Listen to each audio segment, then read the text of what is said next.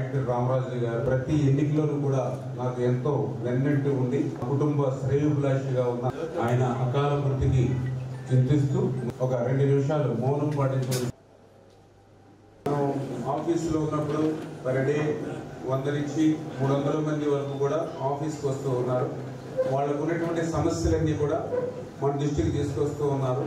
మేము కూడా ఆ సమస్యని విని అక్కడికక్కడ క్లియర్ చేయడానికి ప్రయత్నం చేస్తాను. ఇప్పుడు కూడా ఈరోజు 50% మన ఫోన్ కాల్ ద్వారా చాలా వరకు క్లియర్ అవుతాయి. ఇప్పుడు మన ఆఫీస్కి చాలా మంది ఇప్పుడు చెప్పారు ప్రాబ్లమ్స్ మీద వచ్చేవాళ్ళు.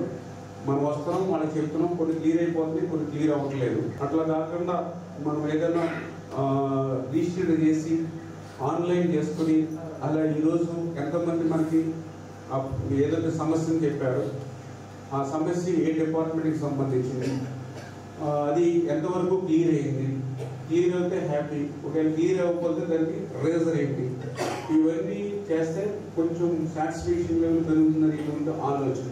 అందుకే ఇప్పుడు ఏంటంటే ఈ యాప్ ఏదైతే క్రియేట్ చేస్తారో ఈ యాప్ ద్వారా మనం ఏదైతే మీరు అప్లికేషన్ ఏదైతే వచ్చిందో అప్లికేషన్ ఆ యాప్ ద్వారా మన ఆఫీస్లో దాన్ని రిజిస్టర్ చేస్తాము. ఇది వెంటనే డైరెక్ట్గా ఆ మండలం, ఆ డిపార్ట్మెంట్, ఆ నోడల్ ఆఫీసర్ కూడా వాళ్ళ దగ్గరికి వెళ్తుంది.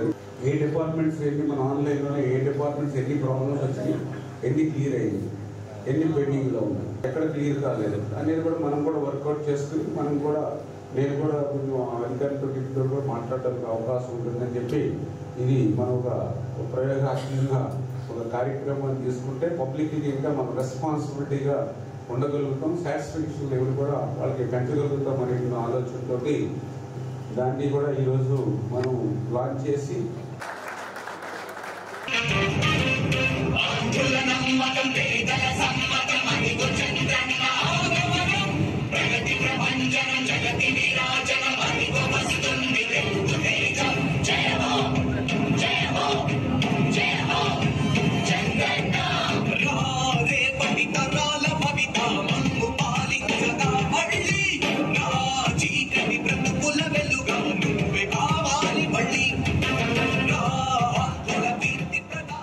ఓకే. ఇప్పుడు మనకు ఒక దరఖాస్తు వచ్చింది.